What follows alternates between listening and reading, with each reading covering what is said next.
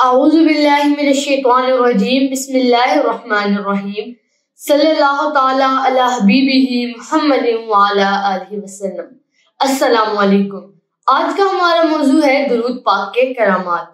شاہ ولی اللہ محدث دہلوی رحمۃ اللہ علیہ نے اپنی گراں قدر تعلیم در زمین فی مبشرات النبی الامین میں مدینہ منورہ اور مسجد نبوی صلی اللہ علیہ وآلہ وسلم میں روضہ اقدس کی زیارت کے بہت سے واقعات قلم بند فرمائے ہیں۔ شاہ صاحب فرماتے ہیں، میں نے رسول اللہ صلی اللہ علیہ وآلہ وسلم کو آپ کی اصل شبیہ مبارک میں بار بار دیکھا، حالانکہ میری تمنا تھی کہ آپ صلی اللہ علیہ وآلہ وسلم کو روحانیت میں دیکھوں۔ آخر میری عقل میں یہ بات آئی کہ آپ صلی اللہ علیہ وآلہ وسلم کا خاصہ ہے روح کو بصورت جسم ظہور میں لانا، اور یہی وہ عجیب حقیقت ہے جس کی جانب آپ صلی اللہ علیہ وآلہ وسلم نے ارشاد فرمایا کہ انبیاء اکرام پر موت صادر نہیں ہوتی، وہ اپنی اپنی قبور میں حیات ہیں اور ان کی حیات ایسی ہے جیسے اس عالم دنیا میں تھی۔ انبیاء اپنی قبروں میں پڑھتے اور حج کرتے ہیں۔ شاہ ولی اللہ رقم تراز ہیں۔ میں نے جب بھی آپ صلی اللہ علیہ وآلہ وسلم کی ذات اقدس و اطہر پر درود و سلام بھیجا، آپ صلی اللہ علیہ وآلہ وسلم مجھ سے خوش ہوئے اور انشراح فرمایا کہ آپ صلی اللہ علیہ وآلہ وسلم رحمت للعالمین ہیں۔ ایک رات مجھے مدینہ میں کچھ کھانے کو نہ ملا، میرے ایک دوست کو علم ہوا، وہ میرے لیے دودھ کا پیالہ لایا، میں نے دودھ پیا اور سو گیا۔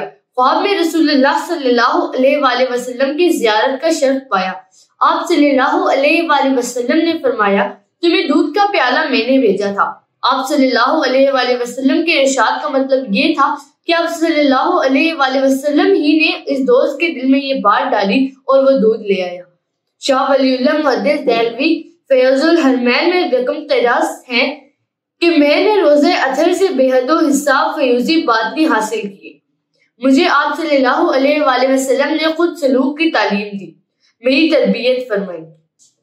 شاہ عبد الرحیم رحمۃ اللہ علیہ فرماتے ہیں، ایک مرتبہ خواجہ قطب الدین بختیار کاکی کے مزار پر زیارت کے لیے گیا۔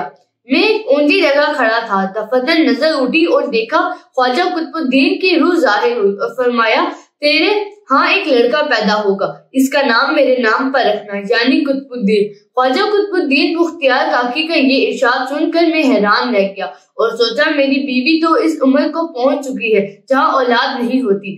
کچھ عرصے بعد میرے دل میں دوسرے نکاح کی خواہش پیدا ہوئی اور اس بیوی سے جو لڑکا پیدا ہوا میں نے اس کا نام ولی اللہ رکھ دیا۔ خواجہ قطب الدین بختیار کاکی کا ارشاد میرے ذہن میں نہیں رہا اور میں بالکل بھول گیا، لیکن چند سال بعد جب مجھے یہ واقعہ یاد آیا تو میں نے ولی اللہ کا نام قطب الدین احمد رکھ دیا۔ مختصر شاہ ولی اللہ کی پیدائش اس پس منظر میں واقع ہوئی۔ شاہ ولی اللہ چھوٹی سی عمر میں نہایت ذہین الطبع تھے۔ آپ کو اللہ تعالیٰ نے ایسا جدید ذہن عطا کیا تھا جس کے نتیجے میں آپ نے حجت اللہ البالغہ اور دوسری کتابیں لکھی۔ جب جوانی کو پہنچے تو ان کے اندر ایک خاص طرز فکر اور مخصوص فراست موجود تھی۔ رفتہ رفتہ وہ بڑھتی گئی۔ اگر شاہ ولی اللہ کی تمام زندگی کا مطالعہ کیا جائے تو الف سے یہ تک ایک سیاسی اور روحانی نظام سامنے آ جائے گا۔ یہ ان کی زندگی کے بارے میں ایک مختصر سا منظر تھا۔ امید ہے آپ کو آج کی ویڈیو پسند آئی ہوگی۔ بہت شکریہ۔ اللہ حافظ۔